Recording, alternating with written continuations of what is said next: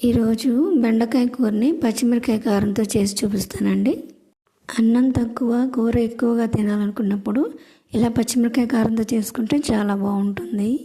సుమారు ఒక 1/2 కిలో బెండకాయల్ని ఇలా వెరైటీగా క్రాస్గా కట్ చేసుకున్నాను.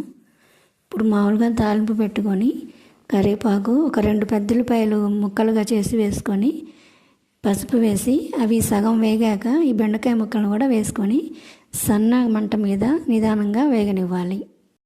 ఈలోపు కారాన్ని బట్టి ఒక 4-5 పచ్చిమిరపకాయలు, ఒక 7-8 చిన్నులపాయ రెబ్బలు, ఒక 5-6 చిన్న అల్లం ముక్కలు, సరిపడా ఉప్పు తీసుకొని మిక్సీ వేసుకొని పక్కన పెట్టుకోవాలి.